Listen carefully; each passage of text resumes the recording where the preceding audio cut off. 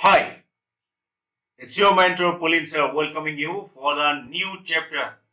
We have finished with two chapters already, and this is the third chapter we are starting with pair of linear equations in two variables. Okay, first we'll start with some of the recap which we have learned in our lower classes, like 9 I am talking about. What is the standard form of a linear equation in two variables? So we can remember that any equation of the form ax plus by plus c equal to 0, where a square plus b square not equal to 0. Any equation of this form we can say as a linear equation in two variables. Now there is eventually a question for those who are not clear so far about this condition. Why is this condition needed? This is because this is because this condition implies that together at a time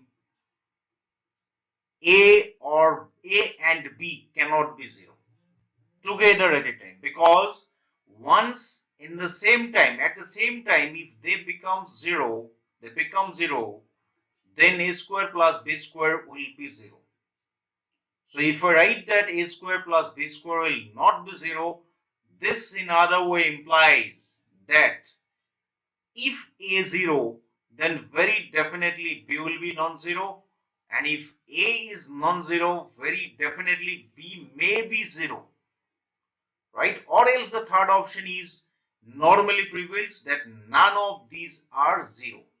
This is the most suitable conditions we have for linear equation in two variables, but these conditions are also possible, right? In that case, these linear equations will reduce to a linear equation in single variable, one variable, right?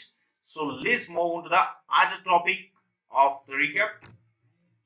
What is a solution of a linear equation in two variable? So what do we mean, or what do we understand by the solution of this particular equation? That's the important question what I'm about to ask you, right? So just halt for some time and try to recall. Let's remember, if I can find some values of x and some corresponding value of y, say x1 and y1. Remember, for x1 you will be getting exactly 1 y1.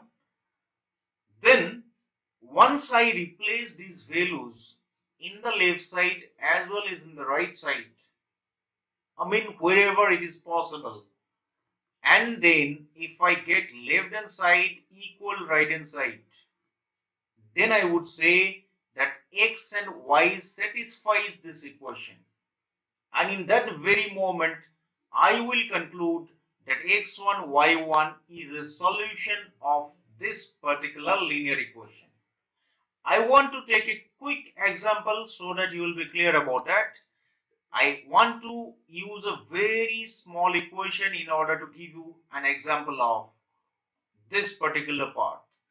Supposing that I have a linear equation in two variable x plus twice y equal to 3.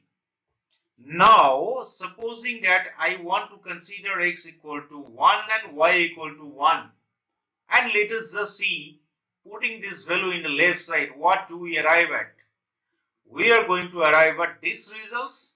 Then 1 plus 2, that gives you 3, and the right hand side is also giving you 3. What does that indicate? RHS is equal to LHS, and once this happens, now I am at a stage where I can say this is a solution of the linear equation. Is that clear to you? Okay, now let us go to the next point. How many solutions does a linear equation in two variable have? Because in the previous slide we got to know what is a solution. Now eventually again there will be a question in the mind. How many solutions of a linear equation exist? Right? Linear equation in two variable, of course. So let me first give you the answer, then you can verify. There are innumerable answer, infinite number of options, right? Infinite number of solutions. How?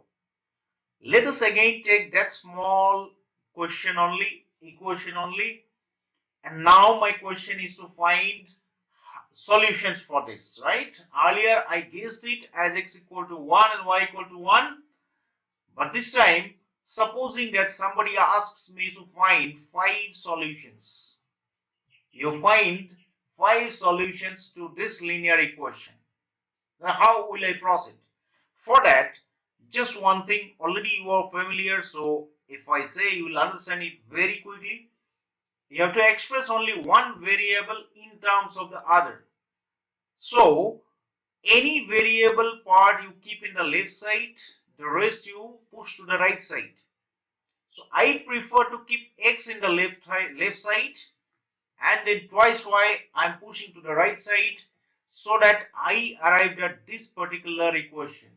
Then I would mark this as 1, equation number 1. And now you make a choice according to your choice, right? According to your wish for the values of y, and then go on putting these values in that equation what just now you arrived at, and then simplify it to ultimately arrive at the value of x. And then these two values together constitute one of the solution. Fine. Now, some other time you can choose other value of y, say 1. Then this time also you put the value of y here in the same equation which you reduced, and then this time you are going to get this as 1. Then x equal to 1 and y equal to 1 constitute the other solutions, right?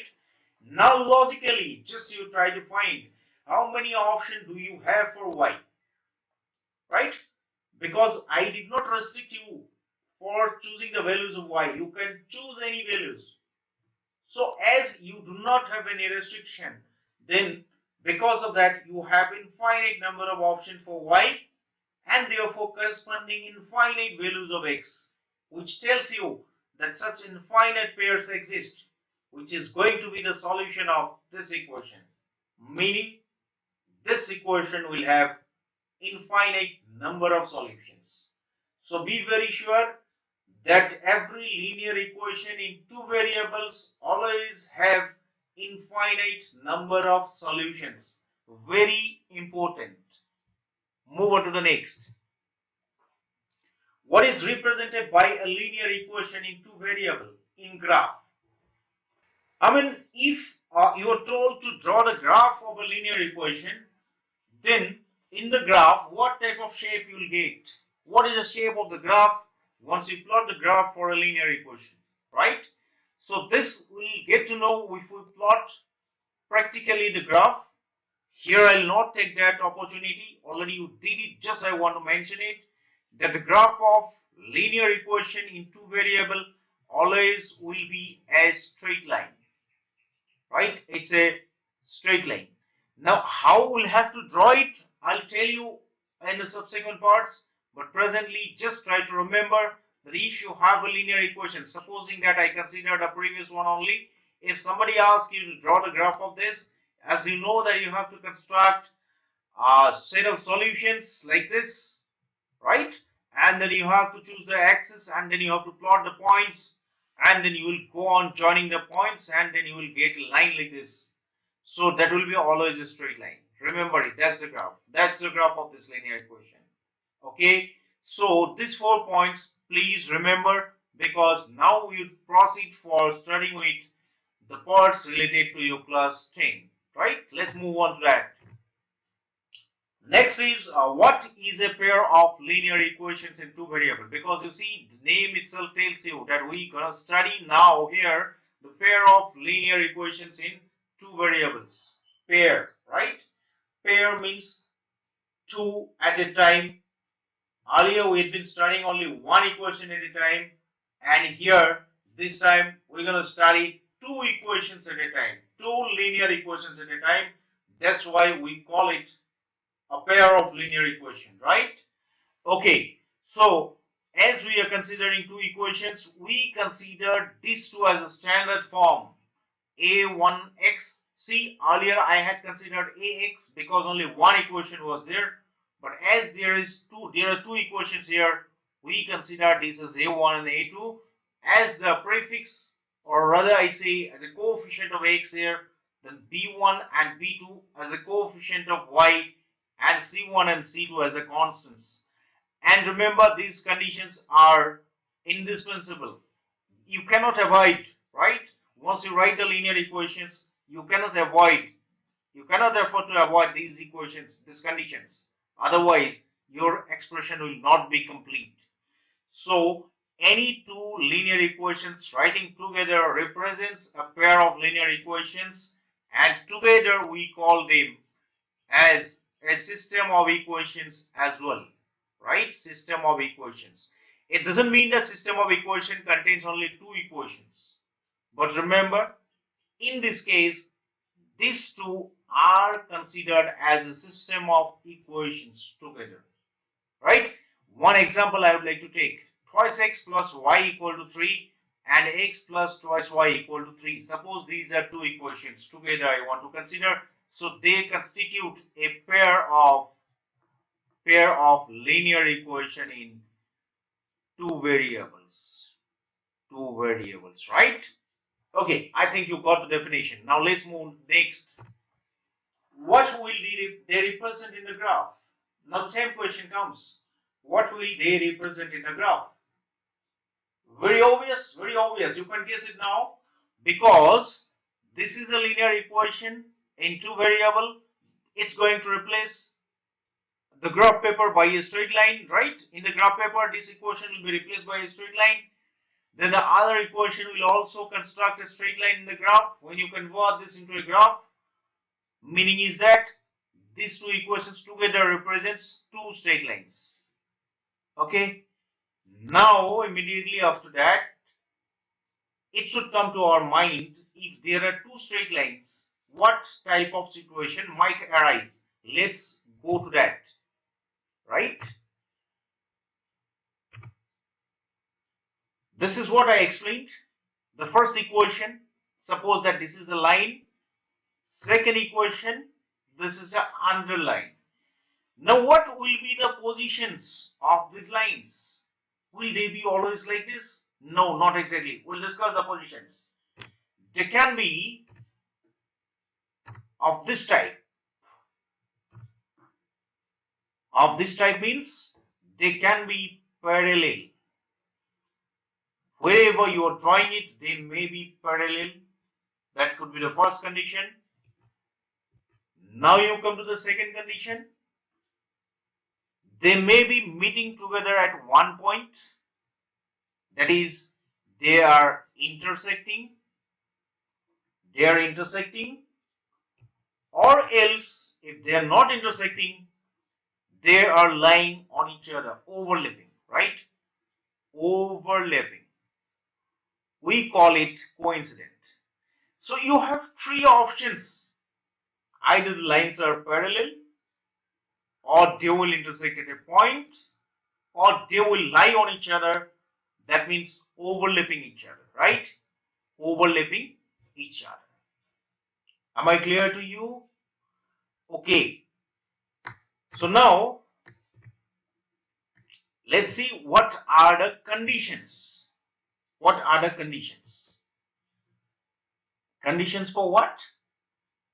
Conditions for parallelism, intersections, coincidence of the lines.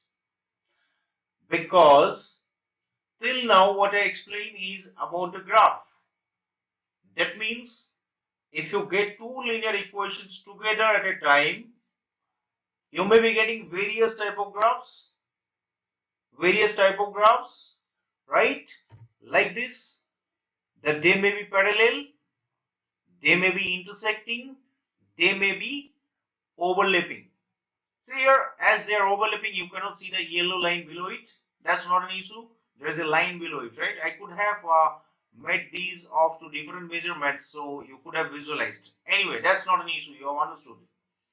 Now, one thing also should be understand. This doesn't mean that lines should be always in this format. Parallel lines may be like this also, but only condition is that they should be parallel. Intersecting may not be like this. They might be intersecting like this.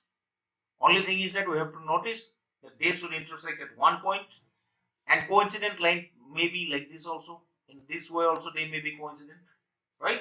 So these three conditions. Now these are graphical conditions. Now how do we relate all these conditions algebraically? That's very important to remember, right? So let's see what are the conditions. So these are the three conditions. These are the three conditions which you have to remember. I'll first explain you, then we'll see what next. These are actually the ratios. Just remember what equation you have started with. Your equation were like this, right? These were the equations you started with. A2x plus b2y plus c2 equal to 0. Then this a1, b1, c1 are the coefficients of the first equation. A2, b2, c2 are the coefficients of the second equation. Then we have found the corresponding ratios. We have found the corresponding ratios. A1 by A2, B1 by B2, and then C1 by C2. These ratios we have to find. You may not find a decimal expression. You can leave it in the fractional form also. Right? So we have to find these ratios. And these ratios gonna tell us what type of line will it represent before you draw the graph, right? Without drawing the graph also you can conclude what type of graph or what type of line these equations are going to represent in the graph. So first condition is A1 by A2 not equal to B1 by B2. Out of these three ratios, the first one condition we and marked here is A1 by A2 not equal to B1 by B2.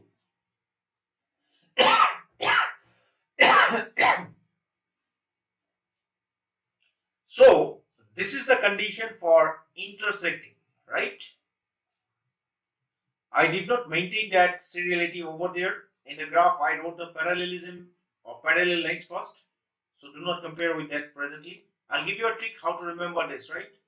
So intersecting, when it intersects, whenever A1 by A2 is not equal to B1 by B2, A1 by A2 is not equal to B1 by B2. Let's take a quick example, right? If I get an equation of this form,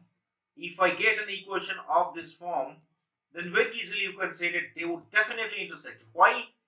Because A1 is 1, A2 is 2. Ratio will be half, and here ratio will be 2. They cannot be compared. They are not equal. So they will always represent a pair of intersecting lines. Am I clear? Am I clear? Wait for a minute and then just think it before you proceed to the second condition.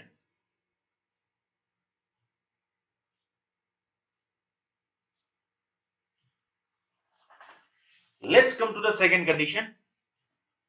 In the second condition, what we got is the first two ratios are equal, but they are not equal to the third ratio.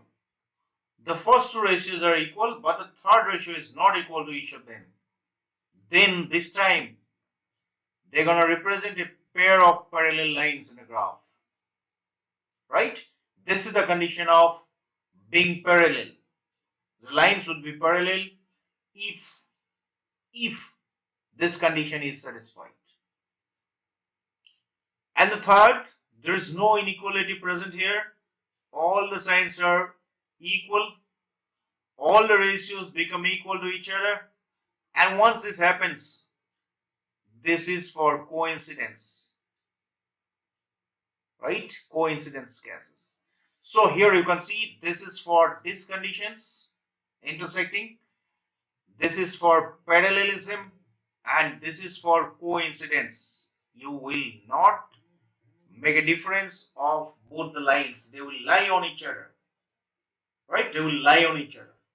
So these are the three conditions which are called algebraic conditions. You have to remember all these in order to cope up in order to cope up with the problems related to linear equations in two variables. Please pause the video for some time and then go through it. If needed, replay it from the beginning and again just try to note it down in your copy and then you proceed further, right? Okay. So now I'm going to give you a memory aid how you will remember these conditions. Okay, before that just I want to go back again to the previous slide so that I can tell you something regarding this. Okay, so what do you mean by solution of a linear equation? You can remember as a value of x and y which satisfies the given equation. Fine. If you draw the graph, the solution comes to where it comes on the graph, right? Meaning is that every point on graph is a solution of the linear equation, corresponding linear equation, and vice versa. Meaning, if you consider a solution, then it will lie on its graph, and if you consider a point on the graph, it will be a solution of the linear equation. That's it. So now here, just let me go for this intersecting one. How many point of intersection is there? Only one point, right? Suppose this is P. Very definitely it will have some values, say x1, y1. So P is lying in this blue line. It indicates that P is a solution to the corresponding equation of this blue line, the blue equation, you can remember. And similarly, this is lying on this yellow line as well. So it will also represent a solution of this yellow equation. What does that mean? This point is a common solution to both the equations. Right? So this is rather, even if I'm mentioning that it is common solution, actually by the word solution for a pair of linear equation means all the common solution if exist. So here in this case, I have got only one point and this is the only point which is in common. So here how many solution does this pair have? It is one solution only. How many? Exactly one solution, and this we call unique solution, right? So this intersecting case gives you always the unique solution and the point of intersection gives you immediately the solutions, right? Then you come to this when the lines are parallel. How many points are there where they meet each other? No points absolutely. So how many solutions will they process? How many common solutions? Individually they might be having a lot of solutions. They will have infinite number of solutions as I told you earlier, but there is no single solution common. Therefore both of them are having no solution, right? No solution. Be very clear. Parallel lines in the graph represents a system which doesn't bear any common solution. Fine. Then you come to the last where the lines are overlapping each other. Yes, fine, overlapping each other means all the solution of the blue line is also lying on the other line, meaning every solution of one line is the solution of the other line. Every solution of one equation is the solution of the other equation. That means how many solutions? It is infinite number of solutions. Infinite number of solutions. So these relations you have to remember very clearly. Parallelism related to whom? Algebraically, and in terms of solution, how many? Okay, I go to the next slide. Again, I would like to explain you. This was standing for intersecting. Intersecting line was something like this. So when you see graph like this should trigger this condition and this should tell you that this will be intersecting and how many solution. It will be consisting only one solution. If you look at this, parallel lines should come to your mind. If parallel lines comes, how many solution? No solution at all. If this comes, You should remember these coincidence lines. How many solution?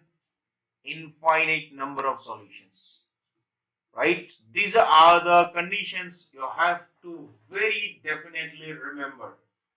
Right? Let's move on to the next. Okay, you must be waiting for this only. This is a memory aid I would like to give you, right? So that you will not forget this any moment, any time. Okay. So for this memory aid, you have to remember one thing. This figure you have to remember.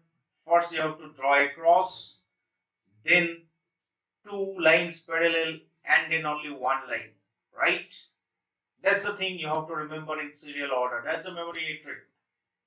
Right? That's the memory aid trick. First a cross, then parallel lines, and then coincidence, right? So intersecting will remind you of. Okay, first before that, you should always remember that you are going to work on the relation between a1 by a2, b1 by b2, and c1 by c2. This is very sure. Here nothing is very like big deal to remember this. You're gonna work with a1 by a2, b1 by b2, or c1 by c2, and it's very sure you can remember them in the serial order, and you should. A1, then B1, then C1, right? With A1, you will definitely relate A2. With B1, you will definitely relate B2. With C1, definitely relate C2. These are the things I consider that prerequisite. Okay. And then you just try to go on putting the inequality sign, not equality. Remember it. First, start from the left side. It's useless to put any inequality sign here, right? You put the first inequality here. Once inequality comes, you block that, no more needed. That condition gives you the first. That is the intersecting. Now inequality has to be, that inequation sign has to be shifted from this place to this place. And once you replace it, you put a equal sign. Now no more further movements. Whatever conditions you will be getting, that represents this lines parallel. That means how many solutions? No solutions. Now this inequality has to be shifted this side. No option. मतलब ये खड्डे में गिरेगा. I'm using Hindi also for the memory aid. ये खड्डे में गिर जाएगा. मतलब यहाँ पे कुछ नहीं बचेगा. So if you have removed this, equality will come here. So all the three will be equal. And once all the three will be equal, lines will be coincident. Lines will be coincident, and it will represent infinite number of solutions. That's all. And again, you just wait. Pause the video. I'd like to request you again, pause the video for some time. Just try to recall the memory aid. Just try to listen, re-listen, and try to fix it in your mind, because these conditions are very, very important. Without that, if you proceed for solving problems of linear equations, you might face problem, right?